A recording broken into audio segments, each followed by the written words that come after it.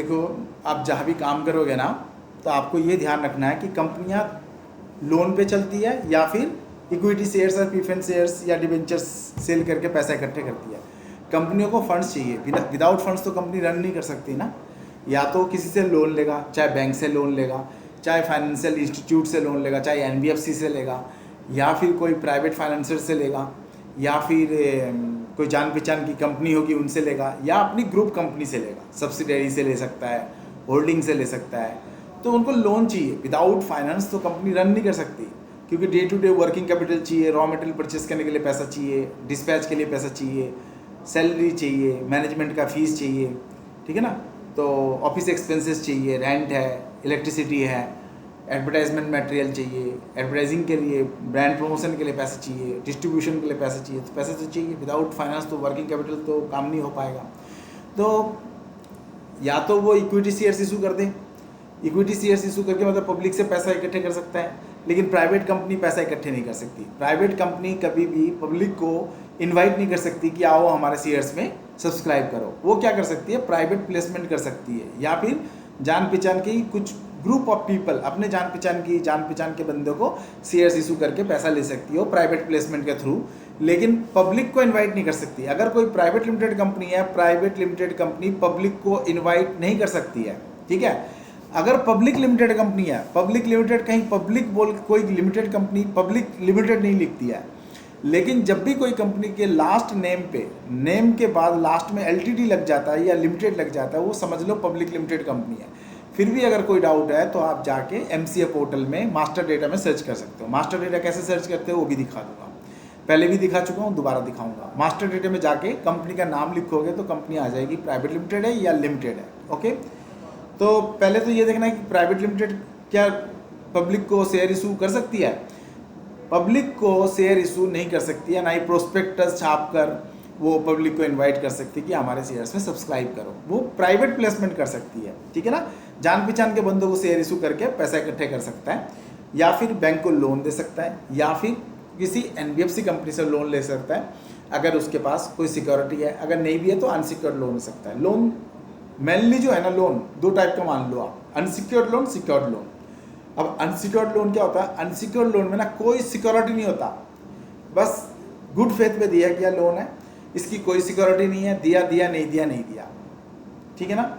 अगर वो नहीं दिया तो ज़्यादा से ज़्यादा वो एनसीएलटी के पास जा सकता है, मतलब कोर्ट के पास जा सकता है, हाँ, नेशनल कंपनी लॉ ट्राइब्यूनल के पास जा सकता है कि मैं सो एंड सो कंपनी को लोन दिया था, वो लोन रिकवरी नहीं हो पा रहा है, ठीक है। लेकिन वो और इससे ज़्यादा कुछ नहीं कर सकता, बस कोर्ट के पास जा सकता है। लेकिन सिक्योरिटी जो होता है ना, सिक्योर्ड लोन जो होता है, सिक्योर्ड लोन किसको बोलते हैं, सपोज करो एक आपने बिल्डिंग आपने गिरवी रख दिया, बिल्डिंग अपनी आपकी बिल्डिंग है, आपने गिरवी रख के बैंक से पैसे लिया, मॉर्गेज लोन हो गया वो, ठीक है। ये ना सिक्योर्ड लोन हो गया, आपने प्रॉपर्टी को गिरवी रख के आपने बैंक से फाइनेंस उठाया, पैसा को उठाया, या फिर टर्म लोन हो गया। टर्म लोन भी जब लेते हैं ना, टर्म लोन में क्या होता है, इंटरेस्ट प्लस प्रिंसिपल दोनों मिक्स होके लोन को रिपे करते हैं। सपोज करो 1 करोड़ रुपया ले लिया, अब 1 करोड़ रुपये आपको बैंक फाइनेंस कर देगी। फाइनेंस करने से पहले क्या करेगी बैंक ना, आपके पास ना कुछ कोलैटरल लेगी। कोलैटरल का मतलब गारंटी, गारंटी का मतलब कि कुछ ना कुछ अगर आपने डिफॉल्ट किया, अगर कोई भी कंपनी आपने मतलब कंपनी अगर कोई कंपनी डिफॉल्ट करती है तो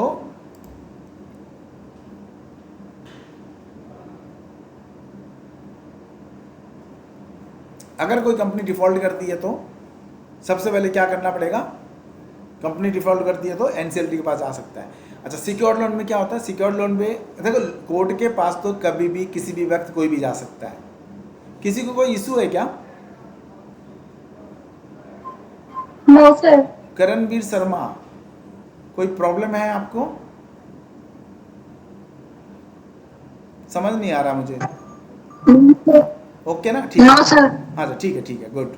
तो देखो दोबारा समझना, लोन बेसिकली ना कंपनीज में 2 टाइप का लोन हो जाता है, मतलब मेनली सिक्योर्ड है, अनसिक्योर्ड है। अनसिक्योर्ड में क्या होता है कि दिया दिया नहीं दिया नहीं दिया, ज़्यादा से ज़्यादा क्या कर लेगा, कोर्ट पे जा सकता है। बस देखो, कोर्ट पे कोई भी जा सकता है, एक एम्प्लॉय भी कोर्ट पे कभी भी जा सकता है। एक एम्प्लॉय भी बोल सकता है मेरे को सैलरी लेनी है, कोर्ट पे जा सकता है। लेकिन कोर्ट में बस कुछ नहीं होना, खाली घूमते फिरोगे, डेट पे डेट, तारीख पे तारीख, तारीख पे तारीख, और कुछ नहीं होगा, ठीक है।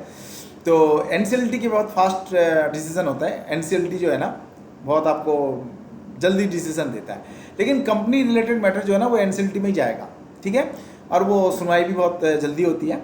अब अनसिक्योर्ड जो लोन होता है ना उसके पीछे लॉजिक को समझ लो। अनसिक्योर्ड लोन में कोई गारंटी नहीं होता, आपको पर्सनल कुछ गारंटी देने की जरूरत ही नहीं है। आप जान पहचान के कंपनी है, उनसे आपने बोला 1 करोड़ रुपया दे दो मुझे वर्किंग कैपिटल के लिए चाहिए, अगर उसका गुड ट्रस्ट है, गुड फेथ है, आपको दे सकता है। आप सब्सिडरी कंपनी के पास गए, आप बोले कि मेरे को 1 करोड़ रुपया चाहिए, मुझे बिजनेस करना है, आप मेरे होल्डिंग कंपनी है, आप मुझे लोन दे दो, या सब्सिडरी कंपनी आप मुझे लोन दे दो, अगर उसकी विलिंगनेस है तो ही कैन डू सो, आपको दे सकता है, ठीक है ना।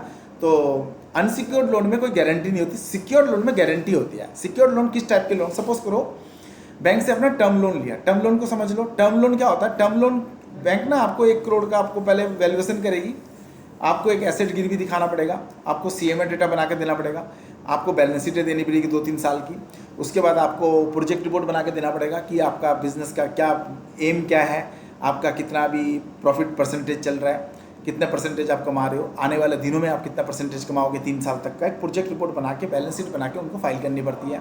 जीएसटी रिटर्न फाइल करना पड़ेगा, जो आप टर्नओवर दिखा रहे हो, आपकी कंपनी का जो टर्नओवर है वो टर्नओवर जेन्युइन है या नहीं, तो वो सारी चीज़ें ना आपको बैंक में जाकर पहले सबमिट करना पड़ेगा। फिर आपकी सिबिल रेटिंग चेक होगी।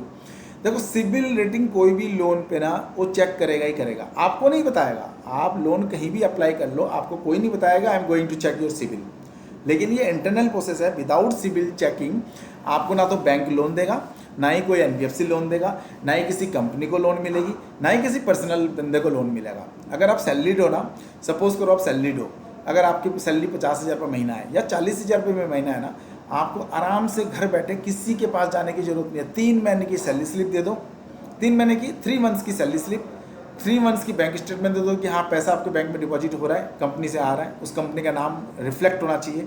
तो वो कैसे होगा, एनईएफटी के थ्रू पेमेंट लो या आईएमपीएस के थ्रू पेमेंट लो या आरटीजीएस लो, तो पेमेंट आपकी आ गई, आपके बैंक में रिफ्लेक्ट हो गया। 3 महीने की सैलरी, बैंक स्टेटमेंट दे दो, आधार दे दो, पैन दे दो, 2 दिन में लोन मिल जाएगा। कितनी कंपनियां आपको लोन दे देगी, पर्सनल लोन बोलते हैं, उसमें ना कोई सिक्योरिटी नहीं होता, वो अनसिक्योर्ड लोन है। लेकिन एक बात ध्यान रखना, जिस दिन ईएमआई फेल करोगे ना, एक ईएमआई अगर आपने फेल कर दिया, 1 मंथ डिले हो गया, तो आपको सिबिल में रिपोर्ट हो जाएगा। अगर आपने सिबिल में रिपोर्ट करवा ली, अगर आपका रिपोर्ट सिबिल में हो गया, आपको कुछ नहीं बताएगा वो कि मैं क्या करने जा रहा हूँ। अगर आप ईएमआई का डिफ़ॉल्ट कर दिए तो आपका सिबिल में रिपोर्ट होगा। सपोज करो आपको 5 लाख रुपए लोन मिला, पर्सनल लोन का समझ लो, 5 लाख रुपए लोन मिला, 5 लाख में ना आपको पे करना पड़ेगा 8 लाख। कैसे, 5 लाख तो आपका प्रिंसिपल आपने लिया, अब 5 साल के लिए 5 लाख लोन कर दिया आपका, 60 मंथ्स के लिए आपका लोन ईएमआई बांध दिया। ईएमआई कितना बांधा, सपोज करो 5 लाख का लोन का ज़्यादा से ज़्यादा ईएमआई 11-12 हज़ार रुपये बनेगा पर मंथ। अब 11,000 रुपये ना आप 60 मंथ्स तक देते रहो। उस 11,000 में ना आपका प्रिंसिपल प्लस इंटरेस्ट इंक्लूडेड है। अब एक ही फिक्स अमाउंट आपका हर महीना 60 मंथ्स तक आपका बैंक से डिडक्ट होते रहेगा। और एक भी ईएमआई फेल हो गया ना, फेल हो गया तो कोई दिक्कत नहीं है, आपको कॉल आएगा, आप पे कर दो, ठीक है, विद इन अ मंथ, अगर सेम मंथ में आपने पे नहीं किया, वो सिबिल में रिपोर्ट हो जाएगा। और जैसे ही सिबिल में रिपोर्ट हो जाएगा, दूसरे मंथ से ही आप किसी भी फाइनेंशियल इंस्टीट्यूशन या बैंक के पास लोन अप्लाई करोगे ना, तो भूल जाओ आपको लोन मिलना है। कम से कम 1 साल तो भूल जाओ, जब तक आपका ट्रैक रिकॉर्ड दोबारा से ठीक नहीं करोगे ना, आपको लोन नहीं मिलेगा। एक डिफ़ॉल्ट कर दिए फिर भी एक चांसेस होता है कोई आपको दे दे, आपका पास्ट हिस्ट्री बहुत अगर अच्छा है तो। अगर 2 डिफ़ॉल्ट कर दिए तो बिल्कुल गया, 3 गया तो बिल्कुल ही लोन नहीं देगा, आप भूल ही जाना लोन कोई देने वाला है आपको। 3 डिफ़ॉल्ट हो गया ना, 3 महीना का डिफ़ॉल्ट, आपको कोई कंपनी साल 2 साल तो लोन नहीं देगी। तो हमेशा याद रखना, किसी का पैसा रीपे करो या नहीं करो, बैंक का पैसा ज़िंदगी में कहीं भी काम करो, कोई भी ज़रूरत पड़े, कभी भी करें, आप बैंक में कंपनी में भी काम कर रहे हो ना, कंपनी का भी कभी भी ईएमआई बॉन्ड्स मत होने देना, कभी भी भूल कर भी बॉन्ड्स मत होने देना। बैंकक्रप्ट जो हो गया वो ज़िंदगी से साफ हो गया, उसका कोई मतलब वर्थ ही नहीं है, वो वर्थलेस है, ना ही उसकी कोई क्रेडिबिलिटी है। क्रेडिबिलिटी आपका सिबिल बताता है आपकी क्या वर्थ है। पता है, आपके सर्टिफिकेट ना सिबिल देगी कि आप कैसे बंदे हो, आपको ट्रस्ट कर सकते हैं या नहीं कर सकते, आप ट्रस्टवर्दी हो या नहीं हो, वो सिर्फ सिबिल रिपोर्ट बता सकता है। ऐसे जान पहचान आम चलते हुए आपको घर का आदमी या कोई आदमी अगर आपको क्रेडिट रेटिंग दे दे, उस क्रेडिट रेटिंग का कोई वैल्यू नहीं है। वैल्यू क्या है, देखो 2 टाइप का वैल्यू होता है इंसान का। एक तो समाज में जो वैल्यू देता है, हाँ बहुत अच्छा इंसान है।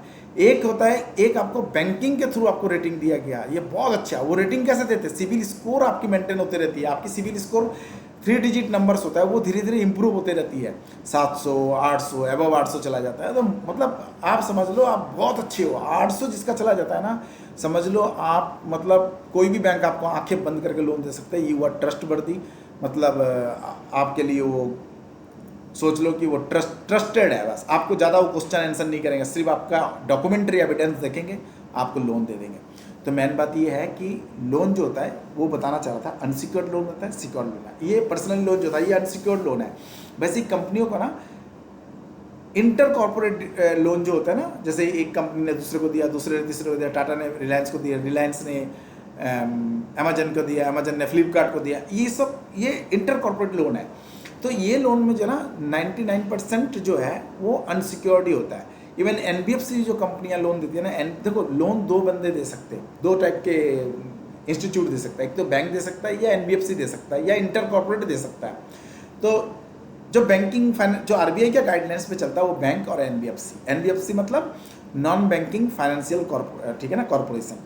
तो एनबीएफसी भी बैंक ही माना जाता, मतलब मानेंगे नहीं, लेकिन इस लाइक ए बैंकिंग, मतलब वो आरबीआई के गाइडलाइन पे ही दोनों को काम करना पड़ता है, दोनों को आरबीआई का गाइडलाइन फॉलो करना पड़ेगा। अगर दोनों के दोनों ही अगर आरबीआई का गाइडलाइन फॉलो नहीं करेगा, किसी भी वक्त मर्जी हो आरबीआई लाइसेंस कैंसिल कर सकता है, क्वेश्चन मार्क दे सकता है। आरबीआई के पास मतलब पावर है, वो बैंकर्स बैंक है, वो जो मर्जी कर सकता है। किसी भी दिन किसी भी बैंक पे रेड मार सकता है, किसी भी दिन किसी भी बैंक पे इंस्पेक्शन के लिए जा सकता है। वो मतलब सर्वे सर्वा है इंडिया के अंदर। आरबीआई के पास सारे पावर है बैंक को कंट्रोल करने का, जिस दिन मर्जी जो मर्जी कर सकता है बैंक में एज पर लॉ, ठीक है ना। बैंक में इंस्पेक्शन कर सकता है, बैंक को कोई भी नोटिस जारी कर सकता है, बैंक के books of account search and seizure कर सकता है, बैंक के एफडी पे रोक लगा सकता है, बैंक के पेमेंट पे रोक लगा सकता है, बैंक के कासा पे कंट्रोल कर सकता है, बैंक के जो अमाउंट्स है उस पर कंट्रोल कर सकता है। जैसे ही कुछ दिन पहले आपको पता ही होगा यस बैंक पे कंट्रोल किया था, है ना। तो कुछ बैंक अगर डिफ़ॉल्ट हो जाती है उसको कंट्रोल कर लेते हैं आरबीआई, सेंट्रल बैंक बोलते हैं इसको। ये आरबीआई होता है, आरबीआई बैंकर्स का बैंक होता है। कोई भी बैंक विदाउट आरबीआई गाइडलाइंस नहीं चल सकता। इवन कोई भी एनबीएफसी विदाउट आरबीआई गाइडलाइंस नहीं चल सकता। सबके ऐप में देखना, एनबीएफसी के ऐप में लिखा रहेगा as per NBFC registered company, ऐसा लिखा रहेगा, ठीक है ना। तो मैंने क्या है कि अनसिक्योर्ड लोन की कोई गारंटी नहीं होती, सिक्योर्ड लोन की गारंटी होती है। जब भी कोई लोन कंपनी देती है, सपोज करो आप बैंक ऑफ बड़ौदा में गए, आप कंपनी के ऑनर हो, डायरेक्टर हो, आपको लोन चाहिए 1 करोड़ रुपये वर्किंग कैपिटल के लिए, आपके पास कुछ ना कुछ कोलेटरल होना चाहिए। विदाउट कोलेटरल बैंक आपको लोन नहीं देगी, ठीक है ना, वो नहीं देगी, बैंक तो नहीं देगी। तो बैंक के पास जाओगे 1 करोड़ चाहिए जी, मेरे को वर्किंग कैपिटल चाहिए, वो आपको 1 करोड़ रुपये आपको टर्म लोन ही दे देगा। आपको टर्म लोन चाहिए, आपको टर्म लोन दे देगा, वर्किंग कैपिटल छोड़ो, आपको टर्म लोन चाहिए, टर्म लोन आपको मिल जाएगा। आपको ना 3-4 चीज़ें देनी पड़ेगी। सबसे पहले आपको बैलेंस शीट, सीएमए डेटा, उसके बाद आपके प्रोजेक्शन रिपोर्ट बना के देना पड़ेगा, प्रोजेक्ट रिपोर्ट बना के देना पड़ेगा, आपके डायरेक्टर्स के केवाईसी, डायरेक्टर्स के आधार पैन सब देना पड़ेगा। उनके सबके सिविल चेक होगा, कहीं वो डिफ़ॉल्ट तो नहीं है, डायरेक्टर्स कहीं डिफ़ॉल्ट तो नहीं है, कोई सिविल स्कोर उनके तो डाउन नहीं है ना, कहीं वो कोई पेमेंट तो डिफ़ॉल्ट करके नहीं आए, उनका भी चेक होगा, कंपनी का भी सिविल रेटिंग चेक होगा। सब कुछ अगर ओके है वो रीजनल ऑफिस में जाएगा, उसके बाद हेड ऑफिस में जाएगा, अप्रूवल आ जाएगी, आपके कोलेटरल का इंस्पेक्शन होगा, वो इसकी वैल्यूएशन होगी, प्रोसेस बता रहा हूँ, वैल्यूएशन होगी, प्रोसेस होगा। वैल्यूएशन पे अगर लगेगा 1 करोड़ का जो आपको लोन चाहिए, 1 करोड़ 30 लाख की वैल्यू है या 1 करोड़ 40 लाख की वैल्यू है, तो आपको दे देगा। आपका ना जितना वैल्यू है ना उसका 70 to 80% आप मान के चल सकते हो, आपको लोन मिल जाएगा। जितना वैल्यू है उसका 70 to 80%, 100% आपको नहीं मिलेगा। तो जब वो लोन मिलता है ना, वो सिक्योर्ड लोन है। अगर वो लोन कोई डिफ़ॉल्ट कर देता है ना, तो वो लोन कोलेटरल फिर वो ऑक्शन में लेके जा सकता है, सेल कर सकता है, वो बैंक के पास पावर है। लेकिन वो सेल करने से पहले ये नहीं कि आपका एक लोन डिफ़ॉल्ट हुआ आप सेल करने लग जाएगा, नहीं। 1 होगा, 2 होगा, 3 होगा, 3 के बाद आपको नोटिस आ जाएगा। नोटिस आने के बाद अगर आपने उसका लोन पे नहीं किया, फुलफिल नहीं करा, तो पेपर में सरफेसी एक्ट के हिसाब से वो ऑक्शन के लिए एक नोटिस प्रिंट कर देगा, आपके पास भी चला जाएगा। बाकी लीगल जो प्रोसीजर है वो होगा। उसके बाद एनसीएलटी में जाएगा, एनसीएलटी में जाकर ऑर्डर पास करवाएगा और उसके बाद वो सेल कर सकता है, ऑक्शन में जा सकता है, ठीक है ना। ये थोड़ा सा लंबा प्रोसेस है, लेकिन लोन डिफ़ॉल्ट करते ही एकदम से नहीं होता। तो कोई भी लोन डिफ़ॉल्ट करता नहीं है जल्दी से, लेकिन कुछ कुछ किया है, आपको पता ही है, किंगफिशर वालों ने किया था, है ना, वो विजय माल्या ने किया हुआ है, ठीक है। ये लोन डिफ़ॉल्ट करके इंडिया से छोड़ के भाग गए थे, ठीक है। ऐसे और भी कंपनी है, एक डायमंड मर्चेंट भी थे। ऐसे कई हैं जो कंपनियों के पैसा मतलब बैंकों के पैसा लेके डिफ़ॉल्ट करके भाग गए, वो लोन बहुत ज़्यादा उठा लिए और लेके चल दिए। ठीक है, तो डिफ़ॉल्ट भी करता है, तो अभी आजकल काफ़ी स्ट्रिक्टनेस है, ऐसे सबको लोन नहीं मिलता। तो उसके लिए ना DPT3 गवर्नमेंट ने क्या रूल लाया नया कि आपको DPT3 फॉर्म फाइल करना पड़ता है। DPT3 मतलब हर साल में ना आपकी जो लोन है उस लोन का अमाउंट कितना है गवर्नमेंट को MCA ministry of corporate affairs को बताना पड़ेगा। आप अकाउंट सेक्शन में हो तो इसकी आपकी ज़रूरत पड़ेगी। कैसे करेंगे उसकी चेकिंग? देखो, पहले टैली में जाएंगे, टैली में जाके सबसे पहले क्या करेंगे, एक एंट्री करके देखते हैं। वाउचर एंट्री पहले क्रिएट कर लेते हैं एक लेजर। क्या करेंगे, पहले लेजर क्रिएट करेंगे। तो लेजर क्रिएट करने से पहले हमें बैंक का एक लेजर क्रिएट करते हैं। बैंक अकाउंट SBI कर लेते हैं, BOB कर लेते हैं, BOB bank of Baroda. Okay, bank of Baroda का एक लेजर क्रिएट करते हैं। आपका इसमें अकाउंट है तो ये बैंक अकाउंट में हो जाएगा, बैंक हमेशा बैंक अकाउंट होता है। ये आपका लेजर बन गया। ओके जी, सेकंड क्या करना है आपको, सेकंड करना है आपको ओपनिंग बैलेंस कुछ नहीं है, ये आपका लेजर बन गया। दूसरा एक अनसिक्योर्ड लोन का एक बनाएंगे। सपोज करो ABC India yes private limited, ये एक ना इंटर कॉर्पोरेट लोन ले रहे हैं। ओके, ये अनसिक्योर्ड लोन में जाएगा, इसकी कोई गारंटी नहीं है। एक कंपनी है, एक कंपनी हमारे कंपनी को लोन देगी, कंपनी का नाम ABC India yes private limited, unsecured loan, loans and liability, it is our liability, we have to pay. अब हम रिसीव करेंगे इस बंदे से, पेमेंट रिसीव करेंगे। कैसे करेंगे देखो, सबसे पहले टैली में एक एंट्री करेंगे, वाउचर में जाएंगे,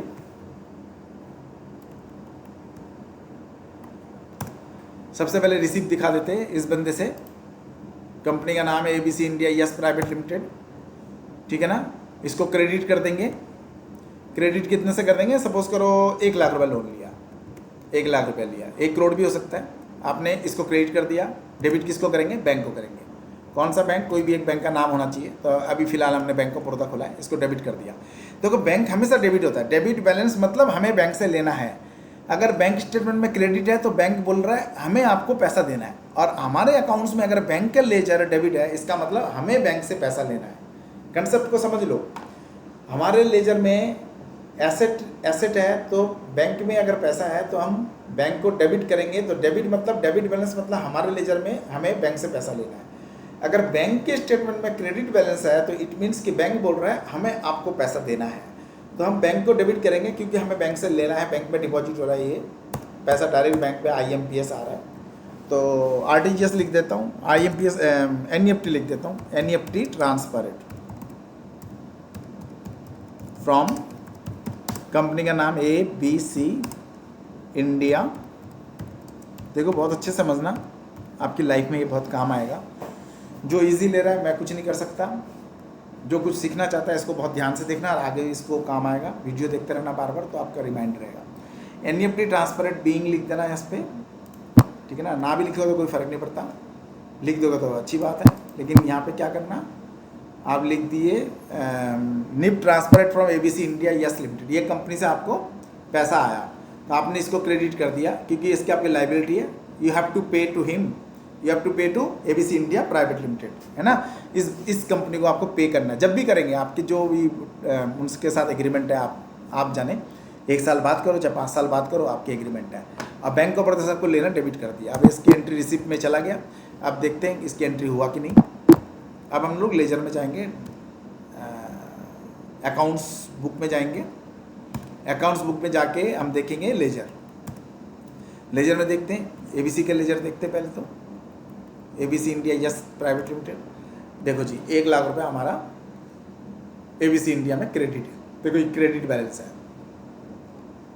इसका मतलब हमें ABC India yes private limited को हमें पैसा देना है, ठीक है ना। वी आर लाइबल टू पे, ये क्रेडिटर हमारा। ओके, चलो बैलेंस शीट में भी दिखाऊंगा। पहले बैंक ऑफ बड़ौदा में जाता हूँ। आप लोगों को समझ तो आ रहा है ना, कुछ कुछ बोलोगे बीच में तो पता चलेगा ना, समझ तो आ रहा है या नहीं आ रहा है, या मैं क्या ऐसे ही पढ़ा रहा हूँ। ये देखो, बैंक ऑफ बड़ौदा में डेबिट बैलेंस है, ठीक है। ये हमें बैंक से पैसा लेना है। तो देखो, एक डेबिट दूसरा credit, every debit should be corresponding credit also. समझ आ रहा है या नहीं आ रहा है? कोई बोलेगा? आ रहा है पक्का? Yes ma'am. ये ज्योति बोलेगी। ज्योति, ज्योति नहीं है आज। मोनिका, मोनिका बोलेगी। Monica, yes ma'am. ठीक है। तो अभी इसमें क्या देखना है? इसमें ये देखना है कि एक डेबिट होना चाहिए, दूसरा क्रेडिट। हमेशा याद रखना है, एक क्रेडिट तो दूसरा डेबिट, एक डेबिट तो दूसरा क्रेडिट, नहीं तो आपका बैलेंस शीट नहीं मिलेगा। अब चलते हो ट्रायल बैलेंस में चलते हैं हम लोग, सब कुछ देखेंगे इसका प्रैक्टिकली। आपका अकाउंट्स टैली करने का तरीका है, ट्रायल बैलेंस देखेंगे। अब देखो ट्रायल बैलेंस मैच हो गया ना, हमारी जो भी एंट्रियाँ मैच होगी, 180 180। अगर कुछ होता तो यहाँ पे डिफरेंस बता देता, ठीक है ना। अब बैलेंस शीट में चल के देखते हैं, बैलेंस शीट में देखते हैं क्या क्या दिखा रहा है।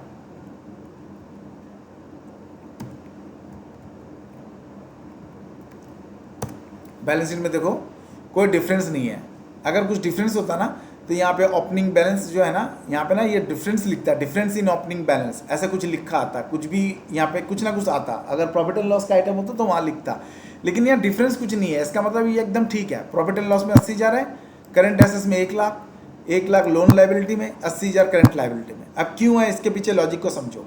हमने लोन लिया था, देखो लोन लाइबिलिटी मेरा 1 लाख है, प्रॉफिट ये करंट एसेट में कितना है, 1 लाख। करंट एसेट हमेशा बैंक और कैश होता है या फिर डेटर्स होता है, वो करंट एसेट का आइटम है। करंट एसेट में क्या क्या आ सकता है, देखो डेटर्स, रिसीवेबल्स, आपका कैश है, आपका बैंक बैलेंस है, मोटा मोटा ये है, इन्वेस्टमेंट है, ये सारे करंट एसेट्स में आ जाता है, ठीक है ना। नॉन करंट एसेट्स है, करंट एसेट्स है, दोनों है। तो ये एसेट्स का पार्ट है, फिक्स्ड एसेट्स है, वो फिक्स्ड एसेट्स का पार्ट है, ठीक है ना। यहाँ पे फिलहाल सिर्फ करंट एसेट्स है, हमने फिक्स्ड एसेट्स की वो एंट्री नहीं डाली है, तो इसलिए वो नहीं है।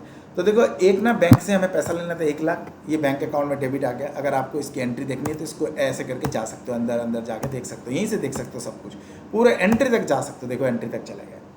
कोई भी एंट्री देखना है ना, बैलेंस शीट चले जाओ, सबसे बढ़िया तरीका बैलेंस शीट जाओ, बाहर आ जाओ, बाहर आके बैलेंस शीट में चले जाओ, मीनू में जाके बैलेंस शीट, पहले प्रॉफिट एंड लॉस में जाओ। प्रॉफिट एंड लॉस में देखते हैं क्या प्रॉफिट क्या लॉस।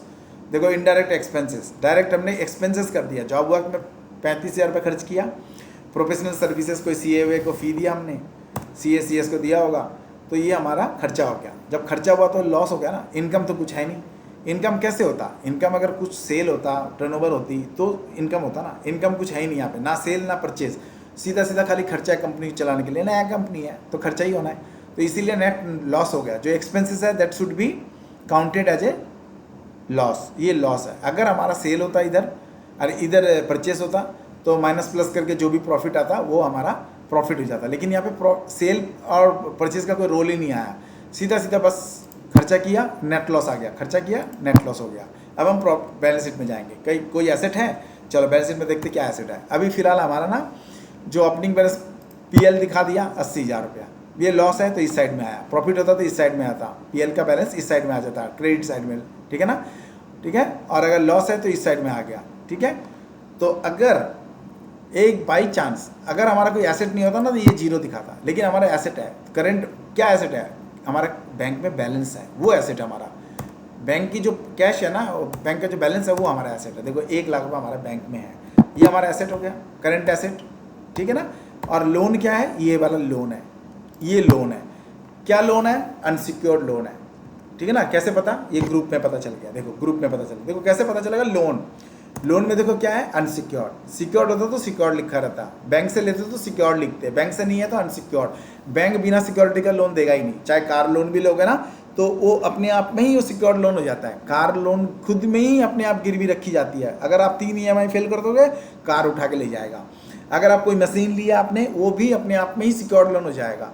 आपने EMI फेल, मशीन उठा के ले जाएगा। ये सिक्योर्ड लोन अपने आप में हाइपोथिकेशन होता है। जब तक आप लास्ट पेमेंट तक जीरो नहीं कर देते हो, जब तक आप NOC नहीं ले लेते हो, वो पूरी जो एसेट है ना उस पर जो पूरा का पूरा मालिकाना हक है वो बैंक के पास ही रहता है। आपकी हाइपोथिकेशन, आप जो कार लोन लेते हो, आप जो व्हीकल्स लोन लेते हो, अपने कंपनी को चलाने के लिए टाटा का टिपर लिया आपने, अपने कोई कमर्शियल व्हीकल लिया कंपनी को चलाने के लिए, आपकी इंडस्ट्रियल ये है मैन्युफैक्चरिंग यूनिट है, तो आपको एक ट्रक चाहिए माल को इधर से उधर डिस्पैच करने के लिए, तो वो कमर्शियल व्हीकल जो आप लोगे ना, बैंक आपको फाइनेंस कर देगा, वो आपका हाइपोथिकेशन हो जाएगा। लेकिन वो सिक्योर्ड लोन हो जाएगा। बैंक अपने आप में ही वो अपने ही मालिक है, आपको खाली अथॉरिटी दे रखा है, आप चलाओ, आप इसका इनडायरेक्टली मालिक हो, डायरेक्टली नहीं हो। जब तक आप पूरा बैंक का पैसा नहीं चुका दोगे, वो आपसे छीन भी नहीं सकता, आपकी एसेट आपको छीन नहीं सकता। अगर आप EMI पे कर सकते हो, पे कर रहे हो, तो आपका एसेट वो उसकी हिम्मत नहीं है कि आपसे ले जाए, क्योंकि हाइपोथिकेशन है, एग्रीमेंट है कि हम आपसे एसेट तब तक नहीं रिकवर करेंगे, नहीं अपने कब्जे में लेंगे जब तक आप हमारा जो EMI पे कर रहे हो। अगर EMI फेल करते हो तो 3 EMI तक तो कुछ नहीं बोलेगा, 1 2 3, तीसरे में ले जाएगा, तीसरा फेल करते ही वो ले जाएगा, उसके पास पूरा पावर है। फिर भी अगर आपने इमीडिएटली उसके नोटिस पे आपने पैसा दे दिया, इंटरेस्ट और ब्याज के साथ पूरा पैसा दे दिया, तब तो ठीक है, नहीं तो वो क्रेन लेके जाएगा, ठीक है ना। एसेट को पिकअप करने का उनके पास पूरा पावर है, क्योंकि वो खुद मालिक है। बैंक हाइपोथिकेशन बैंक के पास है, आपको मालिकाना हक नहीं दिया उस एसेट का। सोच लो आपने 5 EMI दे दिया, 10 EMI दे दिया, 15 EMI दे दिया, 5 साल की लोन है, आपने 2.5 साल का EMI दे दिया, वो 2.5 साल बाद भी हो ना, बेच बाच के जो रिकवर होगा ना, उसका लोन क्लोज करके सारे पैसा जो आपका उसका रिकवरी है, इंटरेस्ट, ये वो सारे कुछ लगा के ना, वो अपना रिकवर अपना करके जो बचेगा वो आपको DD बना के दे देगा। आप लेंगे ठीक है, नहीं लेंगे ठीक है। मतलब सपोज करो आपने 50 लाख का एक आपने ट्रक ले लिया, आपने 30 लाख रुपए तो दे दिया, बाद में दिया नहीं, सोचो। तो अब वो जो नहीं दिया ना, वो उसको बेच बाच के 30 लाख रुपए पहले रिकवर करेगा, इंटरेस्ट के साथ, जो रिकवरी चार्जेस है, जो पेनल्टी है, इंटरेस्ट है, 3 महीना आपने डिले किया, वो सारे कुछ रिकवर कर लेगा।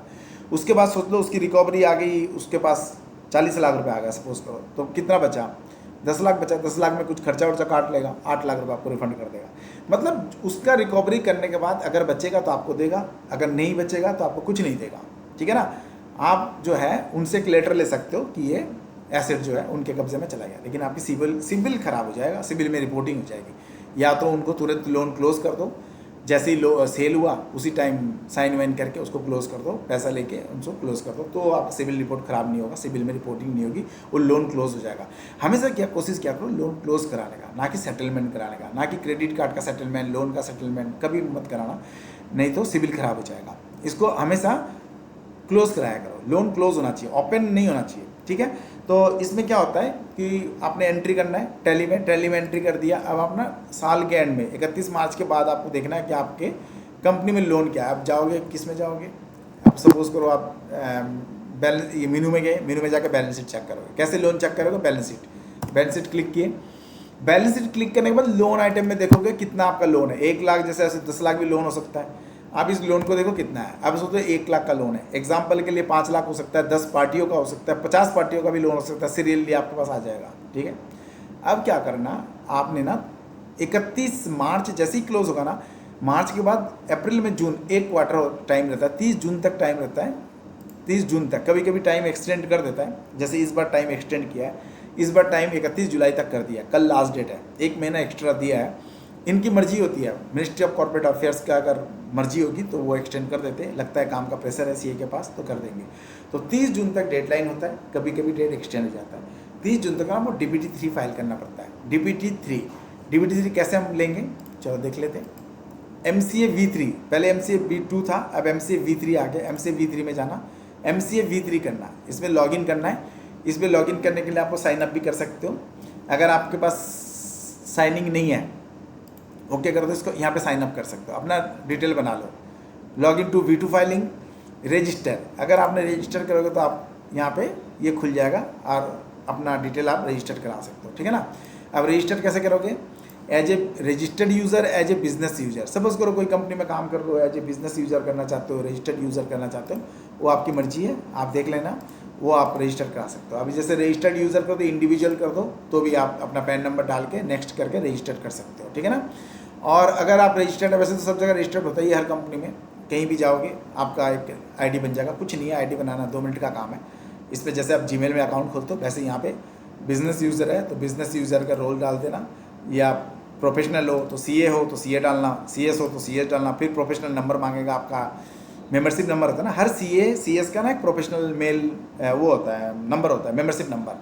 वो मेंबरशिप नंबर आपको डालना पड़ेगा। और COP नंबर होता है, सर्टिफिकेट ऑफ प्रैक्टिस। देखो एक प्रोफेशनल, आपको पहले भी बताया, जब कंपनी है तो कंपनी के इस ब्याह पे भी आप रजिस्टर्ड कर सकते हो। अगर आप रजिस्टर्ड यूज़र इंडिविजुअल करना चाहो तो कर सकते हो। तो आप क्या करना, होम में जाना, आप यहाँ पे साइन अप करना, V3, बस फिर से बता रहा हूँ, गूगल में जाना, V3 पोर्टल, पहले V2 था, अब V3 में जाना, V3 पोर्टल, ठीक है।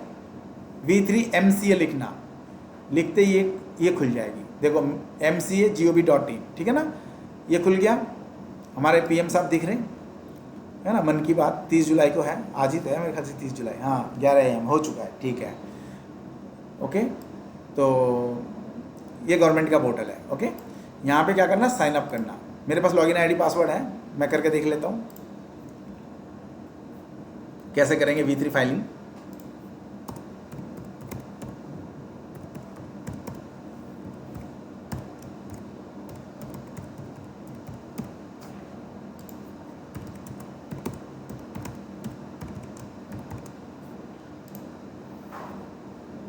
हो गया लॉगिन। अब मेरा जितना काम किया हुआ यहाँ दिखेगा। पेंडिंग फॉर एक्शन कुछ होगा तो दिखेगा, अंडर प्रोसेसिंग है तो दिखेगा, अप्रूव्ड कुछ काम किया हुआ है तो दिखेगा, मतलब सारे कुछ इसमें दिखेगा।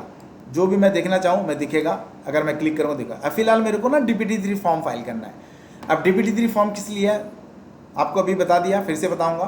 कंपनी सर्विसेज में जाओगे, कंपनी सर्विसेज में जाके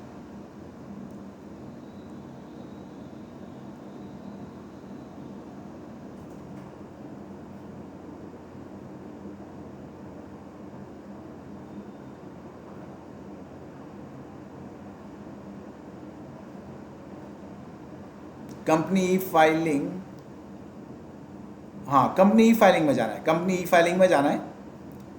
अगर देखो कोई कंपनी आपको नया रजिस्टर्ड करना है ना, तो आपको ये इनकॉर्पोरेशन सर्विसेज में जाके इस फॉर्म को फिलअप करना पड़ता है। अगर आपको पहले नाम लेना पड़ेगा, नाम लेना है ठीक है ना, तो आपको ये spice form reservation, reserve name है ना, तो 1000 रुपये पेमेंट करके अपना कोई भी एक कंपनी प्राइवेट लिमिटेड के नाम आपको रखना है, तो यहाँ पे जाके आप नाम चूज़ करके एप्लीकेशन डाल सकते हो। 2-3 दिन में आपका नाम रिजर्व हो जाएगा। अगर वो गवर्नमेंट को ऑब्जेक्शन नहीं होगा तो आपको नाम दे देगा। उसके बाद कंपनी बनाओगे तो आपका पैसा नुकसान नहीं होगा। फिर उसके बाद जाके आप स्पाइस फॉर्म को फिल कर सकते हो। फिलहाल हमें ये सीखना है कि DPT3 अकाउंटेंट कैसे भरते हैं। तो सबसे पहले हम जाएंगे माई एप्लीकेशन में, पोर्टल खुल गया, ये हमारा पोर्टल है, पोर्टल खुल गया। यहाँ पे क्लिक कर दिया, हमारा ऑलरेडी है ही। उसके पास जाएंगे, यहाँ पे अपना प्रोफाइल भी चेंज कर सकते हो, जो भी आपको करना है।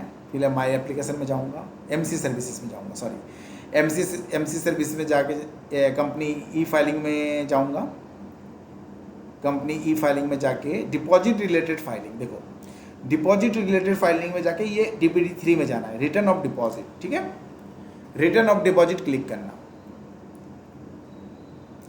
अब रिटर्न ऑफ डिपॉजिट क्या है, रिटर्न ऑफ डिपॉजिट में क्या बोल रहा है, गवर्नमेंट बोल रहा है अगर आपने किसी से भी लोन लिया हो, किसी से भी, आप ना हमें रिपोर्ट कर दो, आपकी लाइबिलिटी कितनी है मार्केट में वो आप हमें बता दो। बस गवर्नमेंट यही चाहता है और कुछ नहीं चाहता गवर्नमेंट, आपका कुछ नहीं, बस सही सही आपको बताना है। अब यहाँ पे क्या करना है, देखो ये फॉर्म है DPT3, इसका नाम है रिटर्न ऑफ डिपॉजिट। इसको बोलता है या तो आपने कोई डिपॉजिट लिया हो किसी से भी, वो आप दिखाओ। अगर आपका डिपॉजिट नहीं है, एग्जम्प्टेड डिपॉजिट में आता है, मतलब आपने लोन लिया है, that is called exempted deposit. आपने डायरेक्टर से लोन लिया, कंपनी चलाने के लिए ना, आप किससे लोन ले सकते हो, देखो 4-5 एग्जाम्पल देता हूँ। कंपनी चलाने के लिए आप तो या तो डायरेक्टर से लोन सकते हो। सपोज करो मैं और आप एक कंपनी में दोनों डायरेक्टर हैं, तो आपसे, मेरे पास पैसे नहीं है, कंपनी चलानी है, मेरे पास पैसा नहीं है, आप बहुत पैसे वाले हो, मैंने बोल दिया आप ना एक काम करो 5 लाख रुपये अभी दे दो, कंपनी में खर्चा है, तो कोई तो हमें अभी नया कंपनी है, एक बार आप दे दो। तो आप 5 लाख रुपये कंपनी को दे दिए। कहाँ पे दोगे, कंपनी के बैंक अकाउंट में दोगे, ना कि मेरे अकाउंट में दोगे। अगर आपने कंपनी के करंट अकाउंट में पैसा दिया ना, तो वो लोन कंसिडरेट होगा। मुझे दे दिया तो लोन कंसिडरेट नहीं होगा, कंपनी से कोई लेना देना नहीं है। आपने मेरे पर्सनल अकाउंट में पैसा दे दिया तो गया, फिर तो वो कोई लोन में काउंट ही नहीं होगा। सेविंग्स अकाउंट में नहीं आना चाहिए। मेरे पास तो करंट अकाउंट नहीं आएगा ना, मैं तो पर्सनल बंदा हूँ ना। पर्सनल बंदे के पास सेविंग्स अकाउंट हो सकता है, करंट अकाउंट नहीं हो सकता। करंट अकाउंट अगर मैं प्रैक्टिस कर रहा हूँ, मेरे फर्म में, मैं CA फर्म खोल के बैठा हूँ, मेरे CA फर्म में अगर आप पैसा दे रहे हो करण सिंघानिया एंड को में, तो फिर वो करंट अकाउंट में जाएगा। वो प्रोपर्टीशिप फर्म है, उसमें पैसा दे रहे हो तो आप उसके लिए लायबल हो कि आप उससे पैसा रिकवर कर सकते हो। करण सिंघानिया कंपनी से कर सकते हो, ना कि करण सिंघानिया से कर सकते हो। Karan Singhania is a individual person, और करण सिंघानिया एंड कंपनी जो है वो आपका इंडिविजुअल पर्सन नहीं है, वो एक फर्म है, ठीक है ना। है तो पर्सन ही, लेकिन वो इंडिविजुअल फर्म है। उसका करंट अकाउंट हो सकता है, उसका सेविंग अकाउंट नहीं हो सकता।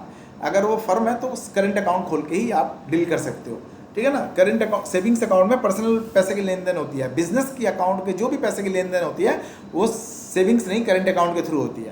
तो यहाँ पे क्या है कि यहाँ पे सपोज करो एक ना कंपनी खोला है ABC India yes private limited, उसमें आप डायरेक्टर हो और मैं डायरेक्टर हूँ, ठीक है, 2 डायरेक्टर हैं या आप 4-5 जो भी हैं सब डायरेक्टर हैं। तो मैंने किसी भी एक डायरेक्टर को बोला कि एक काम करो अभी ना 5-5 लाख रुपए सारे डायरेक्टर हमें दे दो। तो चलो एक डायरेक्टर दे दिया, हमें 5 लाख रुपए दे दिया। वो 5 लाख रुपए जो है ना वो कंपनी के लिए लोन एंड लाइबिलिटी हो गया। उस 5 लाख रुपया ना एक कंपनी के लिए लोन एंड लाइबिलिटी हो गया। फिर उसकी एंट्री क्या होगी कि सपोज करो आपका जो भी नाम है XYZ, उसके नाम से हम अनसिक्योर्ड लोन करके उसको क्रेडिट कर देंगे और बैंक में डेबिट कर देंगे। जैसे यहाँ पे हमने किया था ना एक एंट्री, हमने ये देखो टैली में हमने किया था, ये अनसिक्योर्ड लोन की एंट्री किया था। किसी कंपनी से लिया तो उसकी एंट्री क्या किया, ABC India yes private limited, ये कंपनी से पैसा लिया, बैंक को डेबिट कर दिया और उस बंदे को क्रेडिट कर दिया जिस फर्म से पैसा लिया था, कंपनी से पैसा लिया था। अगर किसी डायरेक्टर से लेता हूँ तो क्या करूँगा, उस डायरेक्टर का नाम लिखूंगा, अनसिक्योर्ड लोन में ही चला जाएगा और वो उसका पैसा उसको क्रेडिट कर दूंगा और बैंक ऑफ बड़ौदा में पैसा है, बैंक ऑफ बड़ौदा को डेबिट कर दूंगा, बैंक में एसेट आ गया, बैंक में पैसा आ गया और इस बंदे को हमें लोन वापिस करना है तो वो क्रेडिट हो जाएगा। तो अभी हमें ना लेजर चेक करना है, लेजर में कितना बैलेंस है। क्या करेंगे, बैलेंस शीट में जाएंगे जी। बैलेंस शीट में गया, सबसे पहले ना 31 मार्च का हमें देखना है। ऐसे करके हम जाएंगे 31 मार्च का हम यहाँ पे चेक करेंगे, 31 मार्च 2023, ठीक है ना। पहले तो 1 अप्रैल करूँगा, पूरा ओपन हो जाएगा तब 1/4/2022 31 मार्च 2023। ऐसे आपको पूरे ईयर का आपको देखना पड़ेगा, ठीक है ना। पूरे ईयर का आप देख लो कि क्या लोन है क्या नहीं, कुछ नहीं है, 0, क्योंकि वो डेट अलग है इसीलिए दिखा रहा है 0, ठीक है ना। अब आप जाओ 1/4/2023 और अब आपको लोन दिखेगा, देखो 1/4/2023। ये एक्चुअल में ना एजुकेशनल वर्जन है, ये डेट काम नहीं करेगा। तो आप 1/4/2023 से लेके 31 मार्च 2024 देखना, अगले साल का जो भी फाइनेंशियल ईयर ना पूरा डालना तो आपको दिख जाएगा। ये डेट चेंज नहीं होगा कि एजुकेशनल वर्जन नहीं काम करता डेट का, नहीं तो फिर वो तो लाइसेंस ही हो जाएगा, ठीक है ना। तो आपने ये बैलेंस शीट में देखना है लोन किसका है। कैपिटल अकाउंट कुछ नहीं है, वो उसमें शेयर्स का जो अमाउंट होता है वो रहता है जिसके पास शेयर्स है।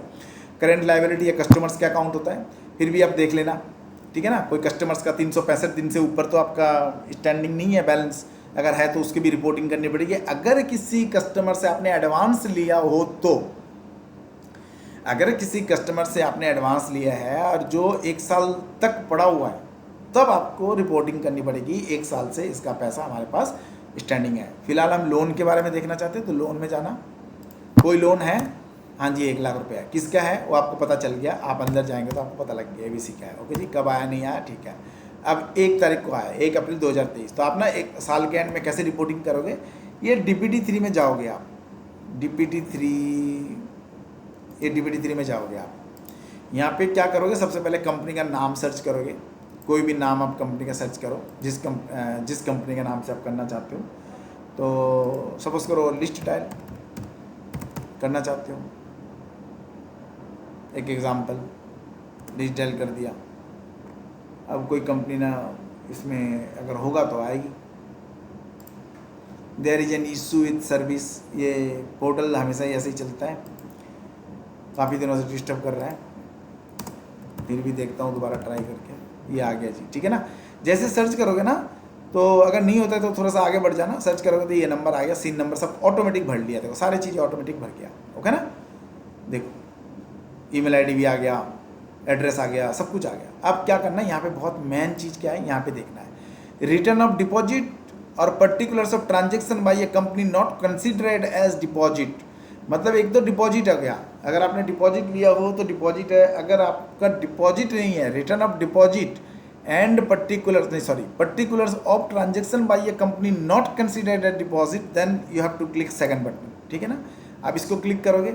अब क्या पूछ रहा है, वेदर ए प्राइवेट कंपनी और पब्लिक कंपनी। मैंने आपको बताया था ना पब्लिक कौन है, प्राइवेट कौन है। प्राइवेट मतलब प्राइवेट लिमिटेड स्पेशली लिखा रहेगा, अब पब्लिक मतलब प्राइवेट ना लिखेगा ना पब्लिक लिखेगा, only limited, that is called public company. Public company कभी भी ना लिखता नहीं है पब्लिक, वो बस लिमिटेड लिखता है, या फिर इंडिया लिमिटेड लिख दिया अगर इंडियन लिमिटेड नाम है तो, ठीक है ना। कॉरपोरेशन लिमिटेड लिख दिया, कॉरपोरेशन अगर जो भी नाम है ना उसके आगे लिमिटेड लिखेगा, बस बात खत्म। और प्राइवेट लिमिटेड है तो प्राइवेट लिमिटेड लिखेगा, ठीक है। उसके बाद पूछ रहा है वेदर ये गवर्नमेंट कंपनी है, नहीं नहीं गवर्नमेंट कंपनी नहीं है, प्राइवेट कंपनी है, तो आप इसको नो कर दो। देखो उसके बाद कंपनी का बिजनेस एक्टिविटी आ गया, ऑब्जेक्ट ऑफ द बिजनेस, अब अदर बिजनेस एक्टिविटी अपने आप आ गया। उसके बाद ना आपको रिटर्न ऑफ डिपॉजिट, अब क्या बोला, whether deposit have been accepted from public, ये कुछ करने नहीं दे रहा है। क्यों? क्योंकि ऑलरेडी आपने ना फॉर्म के जो ये कॉलम है ना, आपने फर्स्ट कॉलम सिलेक्ट नहीं किया, अगर सिलेक्ट किया होता तो खुलता। आपने ऑलरेडी बोल दिया मेरा एग्जम्प्टेड इनकम, एग्जम्प्टेड डिपॉजिट है, मतलब ये डिपॉजिट है ही नहीं, particulars of transaction by a company not considered as deposit. तो क्या है, जब डिपॉजिट है ही नहीं, जब डिपॉजिट है ही नहीं तो क्या करेंगे, उसको खोलने नहीं देंगे। कौन नहीं देंगे? मैं थोड़ी ना नहीं दूंगा, वो खुद ही नहीं देंगे आपको, कुछ नहीं, वो ऑलरेडी अपने आप उठा लिया। लेकिन यहाँ पे ना ये इसको आप बहुत अच्छे से पढ़ना, period for which return is being filed. अगर सपोज करो 31 मार्च 2023 का आप रिटर्न फाइल कर रहे हो, तब तो आप सोच लो 31 मार्च 2023 जो क्लोज हो चुका है, 3 महीना आपको टाइम दिया, जून तक आपको फाइल करना होता है, तब तो आप यहाँ पे 31 मार्च 2023 लिखोगे। लेकिन ये लोन क्या है, ये लोन है 1 अप्रैल को 2023 को। इसका मतलब कौन सा फाइनेंशियल में आ गया, 1 अप्रैल 2023 को अगर हमने कोई लोन लिया है तो कौन सा फाइनेंशियल ईयर में आएगा, कौन सा फाइनेंशियल ईयर में आएगा, 23-24 में ही आएगा ना। तो कोई अगर लोन 23-24 में है, मतलब 1 अप्रैल 2023 से चालू हुआ है कोई फाइनेंशियल ईयर और 31 मार्च 2024 में क्लोज होगा, तो ये जो लोन है, ये लोन फिर इसका ना 31 मार्च 2024 लिखना है। लेकिन फाइल हमें कब करना है, जून से पहले पहले करना है, 30 जून को डेडलाइन है। लेकिन अगर डेट एक्सटेंड हो जाता है तो डेट एक्सटेंड तक कर सकते हो, उसके बाद नहीं कर सकते, बिल्कुल कर सकते हो। लेकिन उसके बाद ना वो 5 टाइम्स जो है ना आपको चार्जेस एक्स्ट्रा देना पड़ेगा। जो नॉर्मल फी का चार्ज है वो 300 रुपया है, उसके बाद अगर आप चार्ज करते हो ना तो सीधा 1500 रुपया चार्ज हो जाएगा, ठीक है ना, प्लस 300 रुपया तो ही 5 मतलब 5 टाइम्स लग जाएगा, मतलब 300 के बाद 1500 5 टाइम्स चार्ज लग जाएगा। और अगर आप ड्यू डेट से पहले कर देते हो तो आपको सिर्फ और सिर्फ 300 रुपये में आप ये फाइल कर सकते हो। तो फाइल कैसे करेंगे देख लेते हैं। हम जाएंगे उस पर DPT 3 में, यहाँ पे ना 1 अप्रैल 2023 की एंट्री है, तो सपोज करो अगले साल हम फाइल करेंगे तो 31 मार्च 2024 लिखना।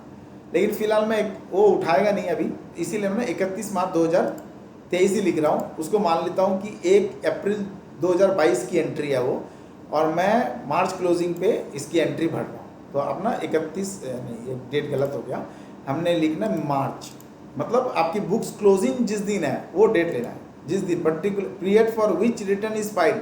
पीरियड में पूरा फाइनेंशियल ईयर नहीं दिखाएगा, क्लोजिंग डेट दिखाएगा, डेट क्लोजिंग डाल दो। उसके बाद ये सारे कुछ नहीं करना, ये मैटर सब कुछ क्लोज, यहाँ पे कुछ भी नहीं करने देगा, क्योंकि एग्जम्प्टेड डिपॉजिट में ये सारे कुछ नेटवर्थ, पेड अप कैपिटल कितना है, फ्री रिजर्व्स कितना है, सिक्योरिटीज प्रीमियम कितना है, एक्यूमुलेटेड लॉस कितना है, कुछ डालने की जरूरत नहीं है। ऑलरेडी उनके पास सब कुछ डेटा जो है बैलेंस शीट के थ्रू मिल जाएगा, आपको कुछ नहीं करना है। यहाँ पे क्या करना है, यहाँ पे बस आपको आगे बढ़ जाना है, next.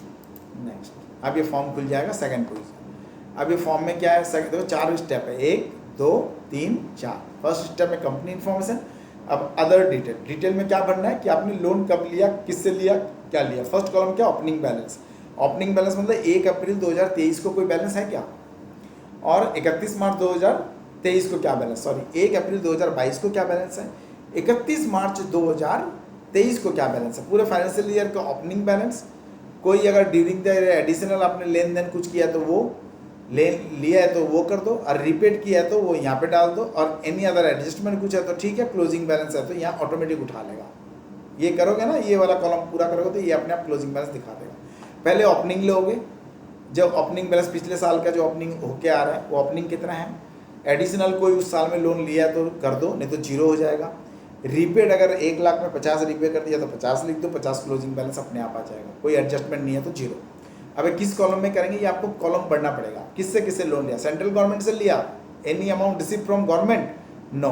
State government, no. Any other receive local authority, ये भी गवर्नमेंट होता है, नहीं। कोई गवर्नमेंट से लिया है, पार्लियामेंट एक्ट में जो बना हुआ कोई इंस्टीट्यूट है उससे लिया है, नहीं। तो हम ना ज़्यादातर लोन लेते हैं डायरेक्टर से, इंस्टीट्यूट से, फॉरेन कंपनी से लिया है, नहीं। फॉरेन गवर्नमेंट से लिया है, नहीं, ठीक है ना, ये सब नहीं है। फॉरेन इंटरनेशनल बैंक से लिया है, नहीं, ठीक है ना, कुछ नहीं। तो हम एक ना मैन आपको जो भी कॉलम में आप फॉलो करते हो वो आप देख लेना किस में फॉलो करते हो।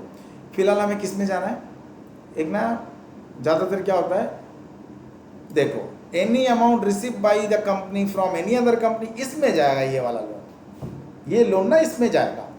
क्यों जाएगा, देखो आप भी कंपनी, सामने वाला देने वाला भी कंपनी, क्या बोल रहा है, any amount receive by the company, मतलब आपकी कंपनी की बात कर रहा है, any amount receive by the company from any other company, बिल्कुल 1 लाख। तो हम क्या करेंगे, 31 मार्च 2023 को ना ओपनिंग बैलेंस 0 है, क्योंकि ओपनिंग बैलेंस किसको बोलते हैं, 31 मार्च 2022 को अगर क्लोज हो जाता, वो बैलेंस फॉरवर्ड होके अगर 1 अप्रैल 2022 को आता तो हम उसको ओपनिंग बैलेंस बताते हैं। लेकिन 31 मार्च से फॉरवर्ड होके नहीं आया, कैरी फॉरवर्ड मतलब ब्रॉड फॉरवर्ड होके नहीं आया, ये बैलेंस हमने साल की स्टार्टिंग में ही एंट्री मारा, 1/4 को एंट्री मारा, देखो हमने एंट्री मारा ही 1/4 को।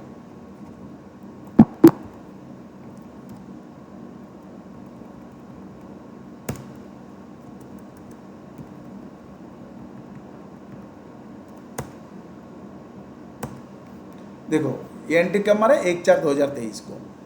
इसको आप फिलहाल ना 22 ही समझ लो एक बार, ठीक है ना।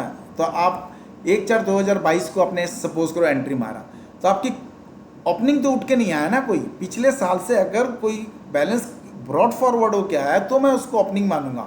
लेकिन अब साल के स्टार्टिंग जिस दिन श्री गणेश आपने किया उसी दिन आपने एंट्री मार दिया, तो हम इसको थोड़ी ना एंट्री पिछले साल की एंट्री मानेंगे। तो ओपनिंग बैलेंस क्या है, ओपनिंग बैलेंस 0 है। अगर तो कोई आपका ओपनिंग बैलेंस आ रहा है तो ओपनिंग बैलेंस में लेना है, लेकिन ये ड्यूरिंग द ईयर है तो हम एडिशनल में जाएंगे। किस में जाएंगे, एडिशनल में जाएंगे। Any amount receive by the company from any other company, पहले तो ये देख लेते हैं ये क्या है, ओपनिंग बैलेंस है, हमने पहले देखा था ना ओपनिंग बैलेंस है, ये देखो ओपनिंग बैलेंस, ओपनिंग बैलेंस कुछ नहीं है, additional loan during the year, इसमें जाएंगे। ठीक है जी, इस वाले कॉलम में हम नहीं जाएंगे, इसमें 0 रहेगा, इसमें आएगा कितना, 1 लाख रुपए डाल दो। अब उसके क्या बोल रहे, रिपेड किया, कुछ रिपेड नहीं किया, कोई रिपेड नहीं है हमारा, देखो कोई रिपेड है, एडजस्टमेंट रिपेड कुछ है, देखो ये। उसके बाद क्या बोल रहा है, opening balance, additional loan during the year, repaid during the year, adjustment during the year, closing balance, ठीक है ना।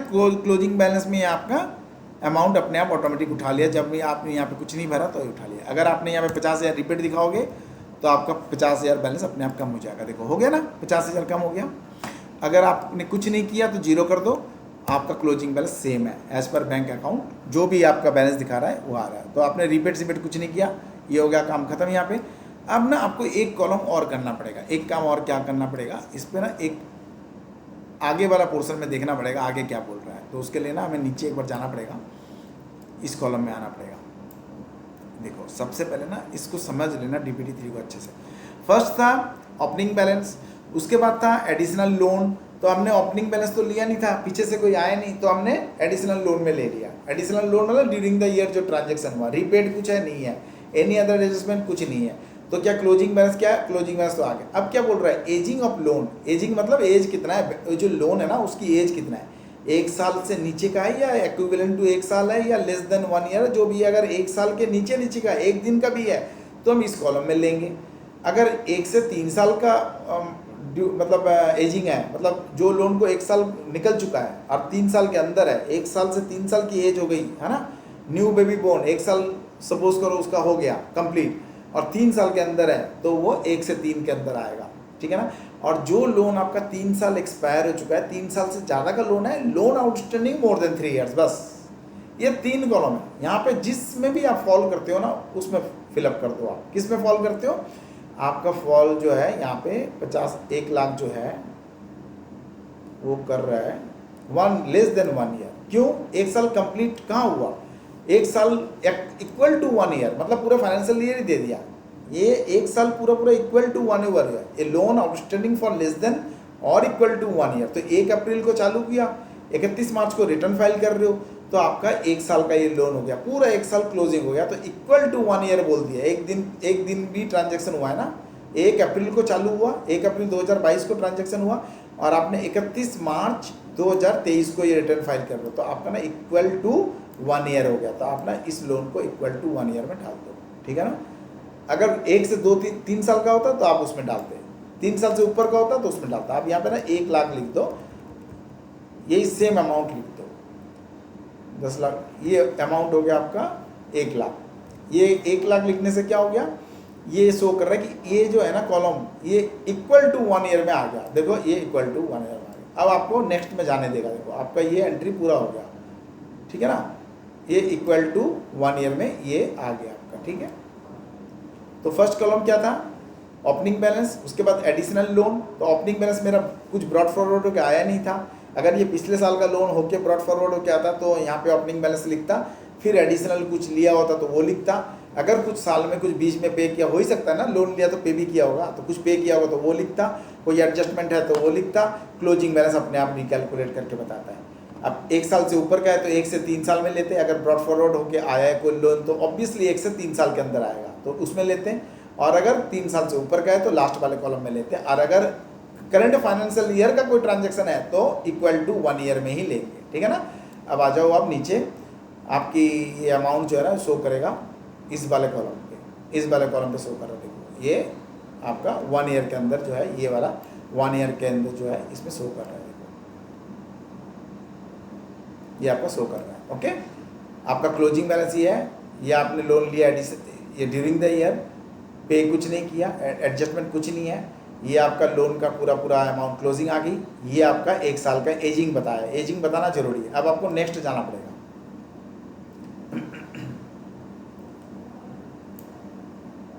नेक्स्ट चले जाओ। नेक्स्ट जैसे ही जाओगे ना, अब क्या बोलेगा, अब बोलेगा इसको आप डीएससी लगाने के लिए तैयार हो जाओ। तो डीएससी लगाने के लिए क्या करना पड़ेगा, पहले तो रिजोल्यूशन का डेट डालना पड़ेगा। बोर्ड रिजोल्यूशन होता है, कोई भी लेन देन होती है ना, कुछ भी होता है ना, हम लोग कंपनी में कोई भी काम करते हैं ना, बोर्ड रिजोल्यूशन पास करके काम करते हैं। बोर्ड रिजोल्यूशन में दोनों डायरेक्टर का साइन होगा, है ना, या 2/3 डायरेक्टर का मेजोरिटी होना चाहिए, ठीक है ना। बोर्ड रिजोल्यूशन में ना एक का नहीं चलता, दोनों का परमिशन होता है कम से कम, तो इसीलिए बोर्ड रिजोल्यूशन पास होता है। तो मन मर्जी काम नहीं होता। प्रोपर्टीशिप में काम क्या होता है, कोई रिजोल्यूशन पास करने की जरूरत नहीं है, मन मर्जी काम करता है, उसका पैसा वही मालिक। और कंपनी का पैसा आपका पैसा नहीं है, कंपनी का पैसा कंपनी में अगर आया तो पूरा हिसाब किताब सब आपको मेंटेन करना पड़ेगा। आप वैसे कंपनी से पैसा नहीं निकाल सकते अपने पर्सनल खर्चे के लिए। अगर आप सोचो कि प्रॉपर्टीशिप फर्म से, पार्टनरशिप फर्म से ड्राइंग्स और निकाल लेते हो ना, तो वैसे ड्राइंग्स आपका कंपनी में नहीं निकाल सकते हो। यहाँ पे कुछ नहीं हो सकता, ये कंपनी का पैसा कंपनी का ही पैसा है। अगर यहाँ से पैसा निकालना है, प्रॉफिट है, तो डिविडेंड पास करके डिविडेंड आप ले सकते हो, ठीक है ना। तो फिलहाल हम क्या करेंगे, एक रिजोल्यूशन का डेट डाल देंगे। सपोज करो आज कितनी तारीख है, 30 तारीख है। तो ये रिजोल्यूशन हमने 1 तारीख को लोन लिया था, 1 अप्रैल। आज का रिजोल्यूशन तो पास नहीं हुआ ना जब फाइल कर रहे हैं। जिस दिन लोन लिया था उससे पहले का हो सकता है, या उस दिन का भी हो सकता है। 1/4/2023 का आप डेट डालोगे, ठीक है ना। रिजोल्यूशन नंबर नहीं, ये सॉरी, ये रिजोल्यूशन नंबर आएगा। रिजोल्यूशन नंबर सपोज करो 5 है, तो 5 डाल दिया आपने। यहाँ पे आप डेट डाल दो। डेट क्या डालोगे, सपोज करो आपका आपने लिया था 1 अप्रैल को, 1 अप्रैल 2023 को आपने ये लोन लिया था, उस दिन आपने रिजोल्यूशन पास किया, लिख दो। उसके बाद डीएससी बॉक्स, यहाँ पे क्या, director, company secretary, CEO, CFO. देखो कंपनी सेक्रेटरी एक चेयर है, इसको कंपनी सेक्रेटरी को ना आप हमेशा याद रखना, ये डिजिग्नेशन है। अगर कोई बंदा एज ए कंपनी सेक्रेटरी कोई कंपनी में ज्वाइन करता है ना, वो एक पोस्ट है। लेकिन एज ए चार्टर अकाउंटेंट अगर कोई चार्टर अकाउंटेंट ज्वाइन करता है सीएफओ के पोस्ट में, तो वो एक पोस्ट है। लेकिन चार्टर्ड अकाउंटेंट का स्पेशली जॉब में कोई डेजिग्नेशन नहीं है। ये मैं बार बार आपको बता रहा हूँ, समझ लेना अच्छे से। ये वो करीब 3 बार बता चुका हूँ, 4th टाइम बता रहा हूँ। चार्टर अकाउंटेंट का कोई भी डेजिग्नेशन नहीं है। आपके किसी जॉब, अगर आप जॉब करते हो ना, चार्टर अकाउंटेंट की कोई रिक्वायरमेंट नहीं है। वो किसी भी पोस्ट में कहीं भी काम कर सकता है। चार्टर अकाउंटेंट का कोई चेयर नहीं है। अगर जॉब करते हो तो, अगर आप प्रैक्टिस करते हो तो charter accountant as a auditor आप रोल प्ले कर सकते हो। एज ए ऑडिटर आपके पास सर्टिफिकेट ऑफ प्रैक्टिस है, इंस्टीट्यूट से आपको सर्टिफिकेट ऑफ प्रैक्टिस उठाना पड़ेगा। देखो हर मेंबर, चाहे सीए हो या सीएस हो, चाहे सीएमए हो, कॉस्ट एंड मैनेजमेंट अकाउंटेंट, चाहे चार्टर अकाउंटेंट, चाहे कंपनी सेक्रेटरी, तीनों के तीनों पार्लियामेंट एक्ट पे इंस्टीट्यूट बॉडी बनी हुई है। तीनों बॉडी अलग अलग है, तीनों बॉडी का रोल एंड फंक्शंस अलग है, तीनों का ऑथोरिटी है, तीनों का प्रिंसिपल बॉडी है। तीनों को रेगुलेट कौन करता है, पार्लियामेंट एक्ट के थ्रू वो बॉडी जो बना हुआ है, वो बॉडी अपने आप अपने मेंबर्स को रेगुलेट करता है।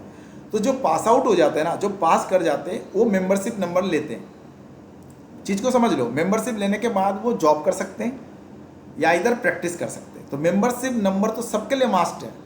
अगर मैं प्रैक्टिस नहीं कर रहा हूँ तो मेरे पास मेंबरशिप नंबर तो होगा ही होगा। विदाउट मेंबरशिप मैं मेंबर ही नहीं हूँ। मेरे को तो जब मर्जी बोल देगा जाओ यहाँ से। इंस्टीट्यूट में मैं अगर मेंबर नहीं हूँ तो मेरे को खड़ा भी नहीं होने देगा। मेरे को वोट देने के राइट ही नहीं है। इंस्टीट्यूट का वोट होता है। तो अगर मैं मेंबर नहीं हूँ ना, पास करके यार मेंबरशिप अप्लाई नहीं किया तो मेरा कोई वर्थ ही नहीं है। तो मेरे पास मेंबरशिप नंबर होना चाहिए। अगर मेंबर है तो वर्थ है, नहीं तो खाली पास करने से कुछ नहीं होगा। इंस्टीट्यूट से सीए पास कर लिया, मेंबरशिप नहीं लिए ना, तो आपकी वर्थ नहीं है। मेंबर बनना पड़ेगा आपको, इंस्टीट्यूट का मेंबर बनना पड़ेगा आपको। मेंबरशिप नंबर अलॉट होगा, वो मेंबरशिप नंबर पूरे वर्ल्ड में आपको किसी का नहीं होगा। वो एक आपकी आइडेंटिटी अलग बन जाएगी। ICAI या ICSI या CMA इंस्टीट्यूट आपको एक मेंबरशिप नंबर देगा, उससे अपना जॉब कर सकते हो। लेकिन सीए जो जॉब करता है ना, उसकी डेजिग्नेशन का कोई सीए का कोई डेजिग्नेशन नहीं है। वो अकाउंटेंट में भी काम कर सकता है, अकाउंट असिस्टेंट भी बन सकता है, अकाउंट्स मैनेजर भी बन सकता है, फाइनेंस मैनेजर भी बन सकता है, अकाउंट्स हेड भी बन सकता है। वो किसी भी पोस्ट में काम कर सकता है एज ए सीए, है ना। लेकिन अगर वो ऑडिटर बन रहा है तो as per law internal auditor बन सकता है। फिर क्या है, इंटरनल ऑडिटर अपॉइंट हो सकता है, ठीक है ना। वो सीए की रिक्वायरमेंट है, ठीक है। लेकिन अगर कोई ऑडिटर बन रहा है, स्टेटरी ऑडिटर बन रहा है, तो उसको ना COP चाहिए, सर्टिफिकेट ऑफ प्रैक्टिस। तो मेंबरशिप अलग चीज़ है। फिर एक ना अलग से एप्लीकेशन देनी पड़ती है इंस्टीट्यूट को कि मैं जॉब नहीं, मैं प्रैक्टिस करना चाहता हूँ, मुझे COP दो।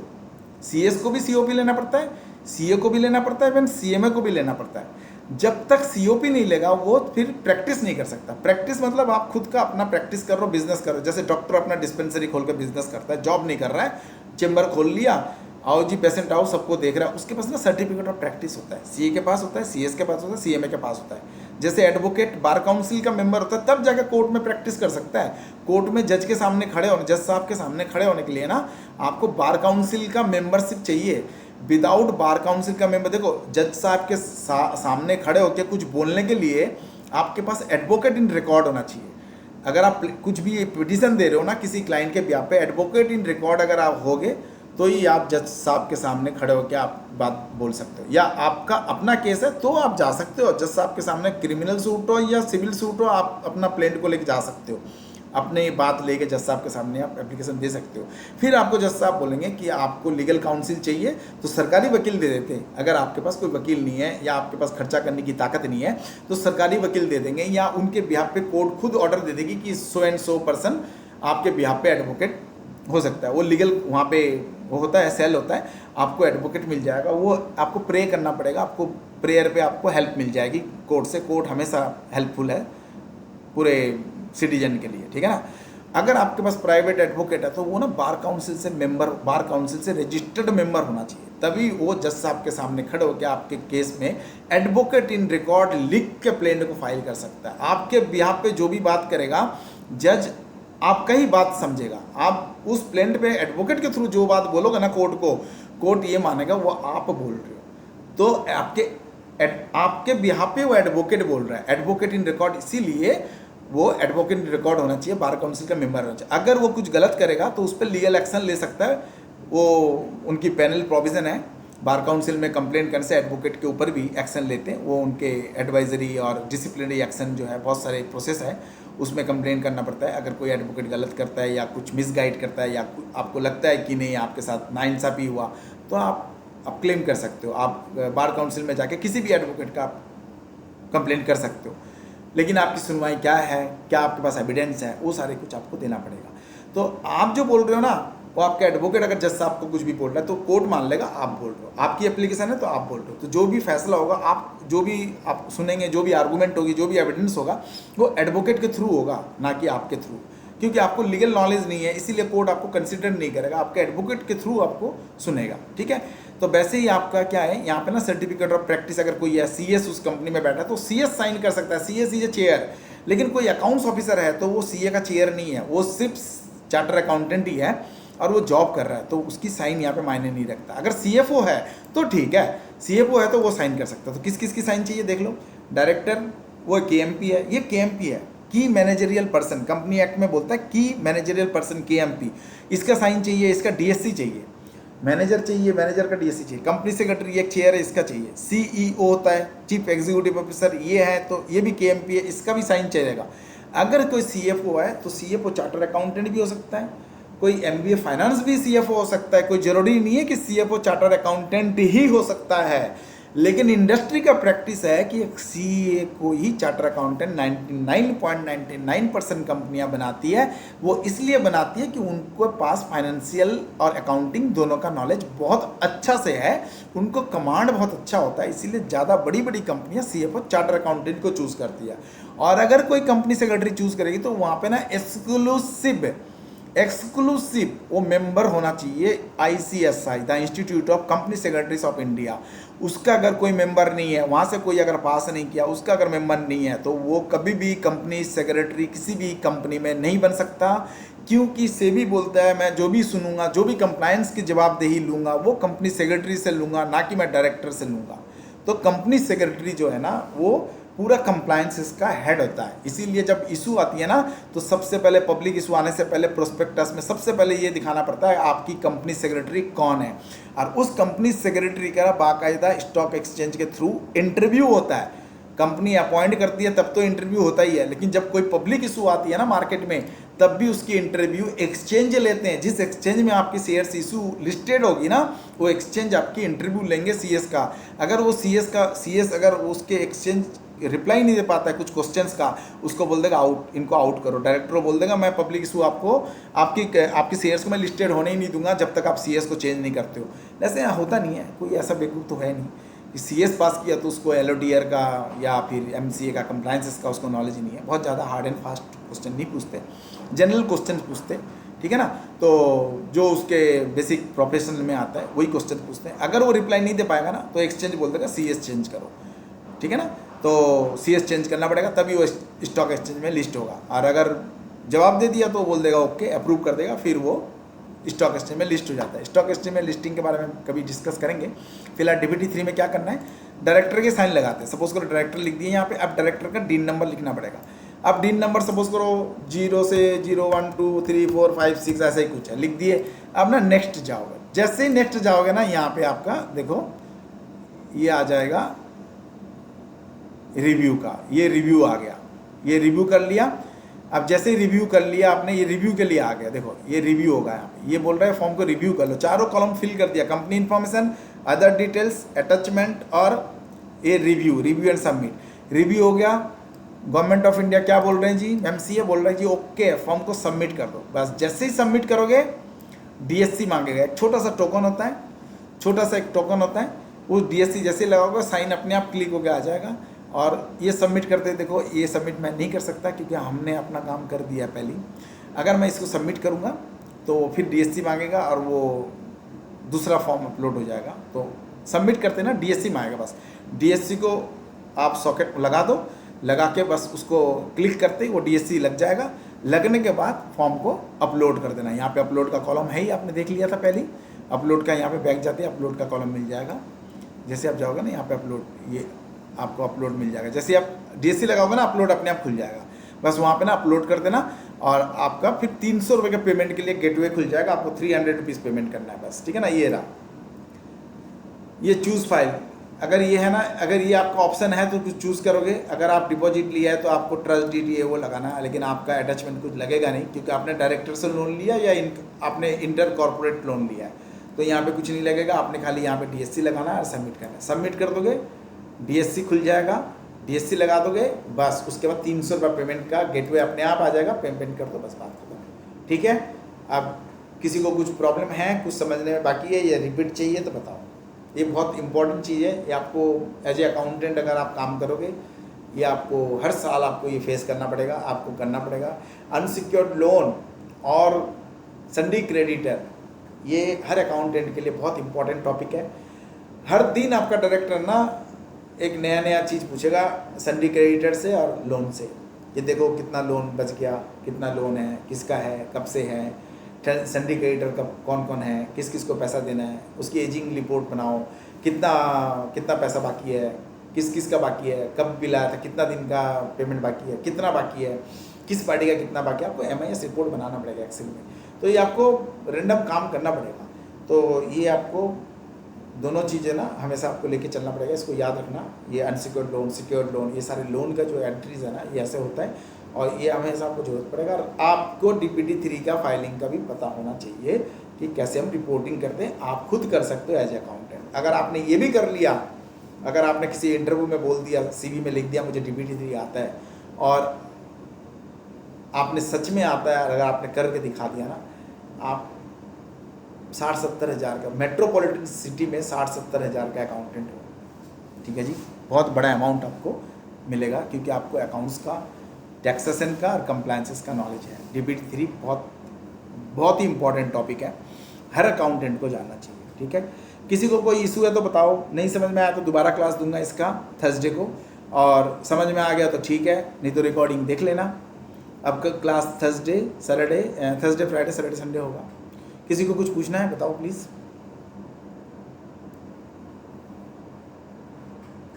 नहीं सर। ठीक है, थैंक यू।